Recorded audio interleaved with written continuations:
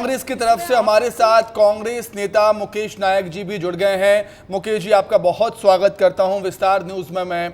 और जिस तरीके से मैं देख रहा हूं, सुन रहा हूं, पुष्पमित भार्गव जी हमारे साथ जुड़े हुए हैं, मेयर हैं, महापौर हैं इंदौर के। वो कह रहे हैं कि बीजेपी की, भारतीय जनता पार्टी की, मोदी जी की नीति से प्रभावित होकर अक्षय कांति बम ने ऐन वक्त पर यह फैसला ले लिया। जो आप किडनैपिंग के आरोप लगाते हैं वो निराधार। मुकेश जी। हाँ, मैं सुन रहा था भारतीय जनता पार्टी के मेयर भार्गव जी को। जी। वो ये कह रहे हैं जी कि अक्षय बम को अचानक आत्म साक्षात्कार हो गया, अचानक वो आत्मज्ञान को उपलब्ध हो गए और अचानक वो मुक्त, उनको तत्ववेत्ता हो गए और आत्मज्ञान हो जाने से, एनलाइटेंट हो जाने से उन्हें ये प्रेरणा मिली कि वो अचानक कांग्रेस पार्टी को धोखा देकर विड्रॉल के 5 मिनट पहले, ताकि कांग्रेस कोई विकल्प भी ना खड़ा कर पाए और वो धोखा दे के बीजेपी में चले जाए और बीजेपी निर्विघ्न रूप से बिना लड़े चुनाव जीत जाए।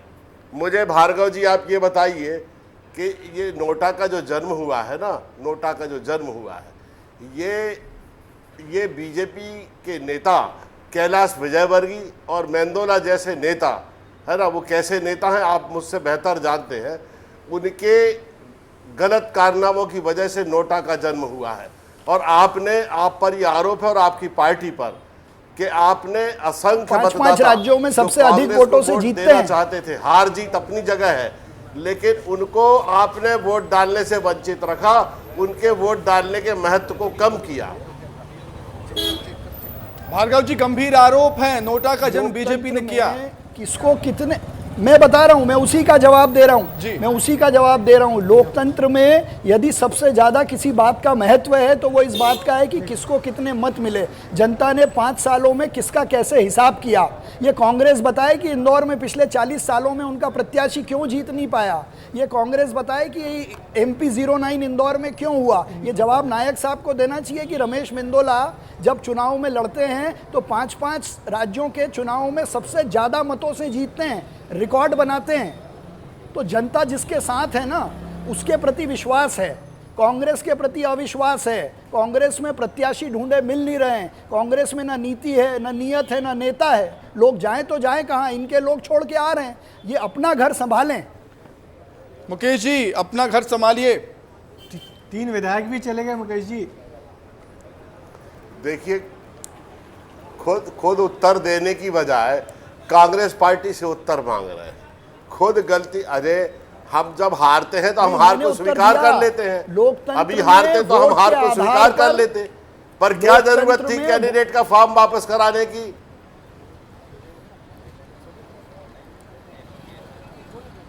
ये तो आप अपने प्रत्याशी से पूछिए, जिनको आपने कांग्रेस से टिकट दिया था, ये आप उनसे पूछिए कि उनको क्या आवश्यकता पड़ी। वो मीडिया में सबके सामने बोल रहे हैं मैं अपनी स्वेच्छा से आया हूं, मुझे किसी प्रकार का दबाव नहीं है। तो जिसकी किडनैपिंग का वो आरोप खुद नहीं लगा रहा है, आप कैसे लगा सकते हैं? नहीं, पर आप दोनों वरिष्ठ नेता हैं, शायद पहली बार ऐसी लोकतंत्र में अगर महत्व है तो वोट का है। ऐसी स्थिति का सामना पहली बार आप दोनों लोग कर रहे होंगे, इतने राजनीति के जानकार वरिष्ठ लोग हैं कि एक तरफ प्रत्याशी ही नहीं। ब्रजेश जी, मैं तो आपका बहुत सम्मान करता हूँ। ब्रजेश जी, मैं आपका बहुत सम्मान करता हूं। इस मध्य प्रदेश में एक पत्रकार के नाते जितना बारीकी से इलेक्शन को आपने कवर किया है, कांग्रेस पार्टी के अंदर जितनी नीरसता आज है शायद पहले कभी किसी ने नहीं देखी। उसका अनुभव आप भी कर रहे हैं। तो ऐसी परिस्थिति में इनके लोग क्यों छोड़ के आ रहे हैं? पुष्पमित भार्गव जी, लेकिन कम से कम चुनाव तो होने देते ना आप। चुनाव के बाद भले ही अक्षय कांति बम जो भी होता रिजल्ट, उसके बाद बीजेपी ज्वाइन, कम से कम चुनाव तो होने देते। चुनाव को थोड़ा इंटरेस्टिंग तो करना चाहिए था ना आप लोगों को। ये तो सोचना चाहिए था कि चुनाव ही इतना प्रभावित हो जाएगा, इतनी नीरसता जाएगी इंदौर में वोटिंग को लेकर। ये नहीं सोचा क्या बीजेपी पार्टी ने? जी, इंदौर में 14 प्रत्याशी लड़ रहे हैं। यदि कोई व्यक्ति आपके द्वार पर आए और वो कहे कि मैं आपकी शरण में आना चाहता हूं, तो ये तो हमारी नैतिक जिम्मेदारी है कि हम उसको शरण में लें। ठीक। मुकेश जी क्या कहेंगे? अगर हमारे घर कोई आया तो उसको हम भगा नहीं सकते ना। ठीक। मुकेश जी क्या कहेंगे इंदौर की हालत पे?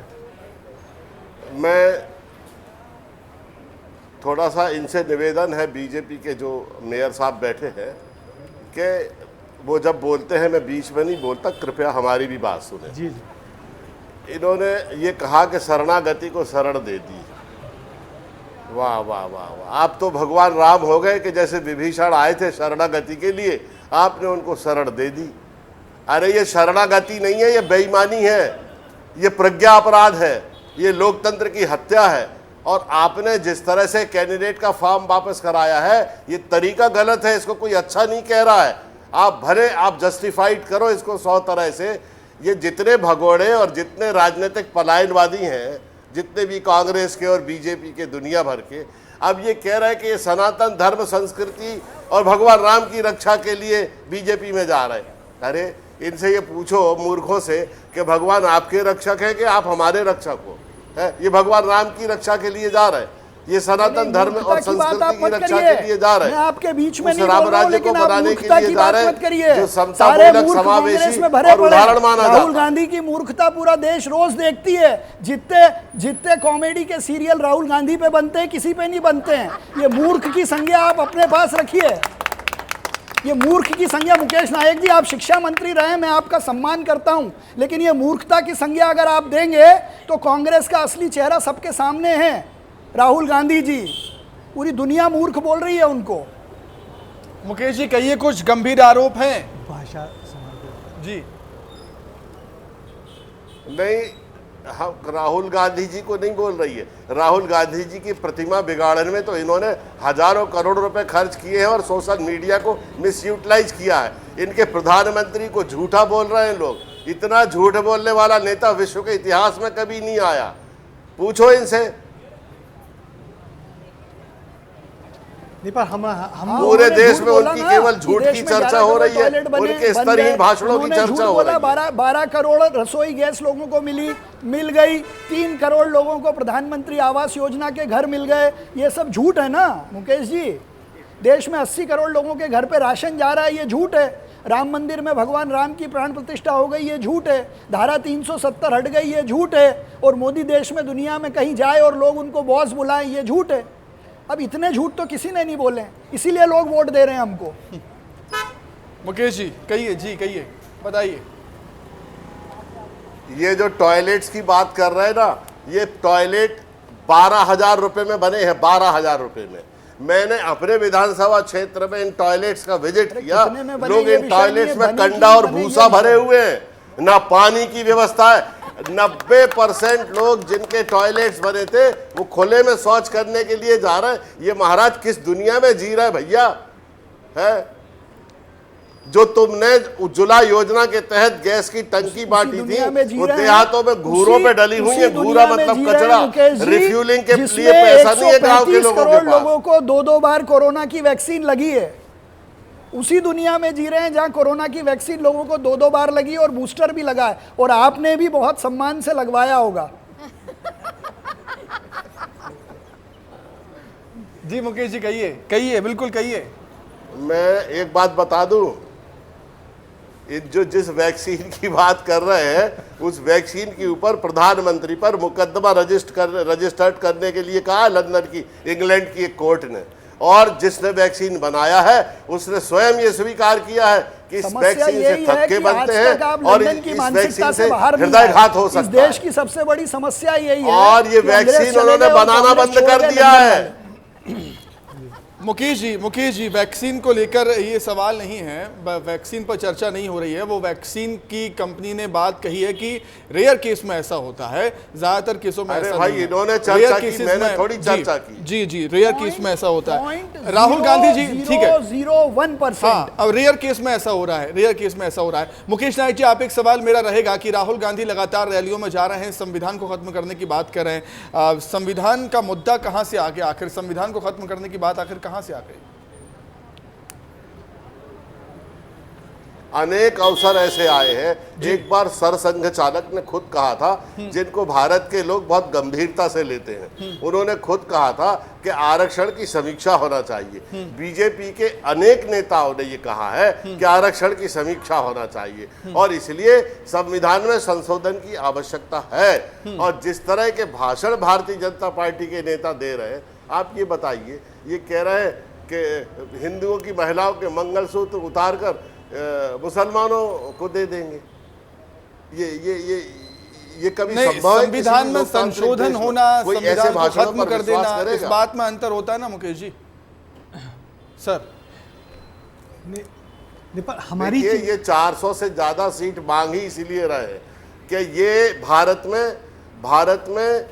भारत में संसदीय प्रजातंत्र को खत्म करेंगे, एक चीज, और ये भारत में संसदीय प्रजातंत्र को खत्म करके पूरे देश के लोकतंत्र को जिस एकाधिकार और अधिनायक की बात की तरफ ढकेलेंगे, वो मनसा पूरा देश जान गया है। लेकिन अब संयोग ऐसा बना कि तीसरे ही चरण में हवा निकल गई और इनकी 400 पार तो ठीक है, इनकी तो 200 पार सीटें जाना कि दो पड़ रही है पूरे देश में, जिस तरह के अनुमान आ रहे हैं और जिस तरह की सेफोलॉजिस्ट पूरे अपना गणित बता रहे हैं। नहीं, जो भार्गव जी हैं वो बड़े वकील रहे हैं और राजनीति में आने से पहले मध्य प्रदेश में लंबे समय वकालत किए, सरकारी पदों पर रहे। पुष्मित जी, मुझे ये बताइए, क्या इस तरीके से संविधान संशोधन हो सकता है? क्या संविधान में बदलाव, संशोधन की बात नहीं कर रहा हूँ, क्या ऐसे संविधान बदल सकता है क्या? ब्रजेश जी, मैं बहुत विनम्रता से एक बात कहना चाहता हूँ।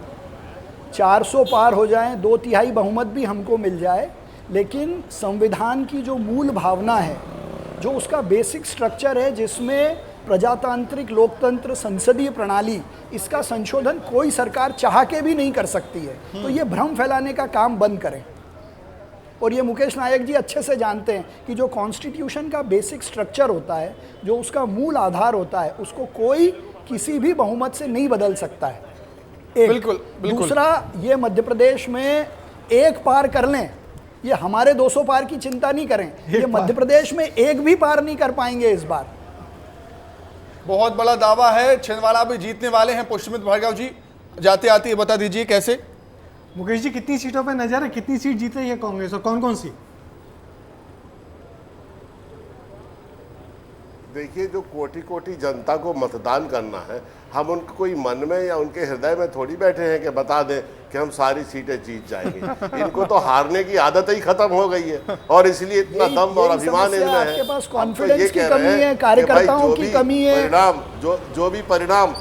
जो भी परिणाम आएगा उसको विनम्रता से स्वीकार कर लेंगे और हमें पूरा ये भरोसा है ब्रजेश भाई जी, हमको पूरा ये विश्वास है कि हम बेहतर करेंगे और पहले से अच्छा रिजल्ट करेंगे और जो इनका अभिमान और दम्भ है वो इस चुनाव में चकनाचूर हो जाएगा। ठीक है। बड़े बड़े दावे हैं, अपने अपने सबके बड़े बड़े दावे हैं, किसके दावों में कितना दम है 4 जून को साफ हो पाएगा।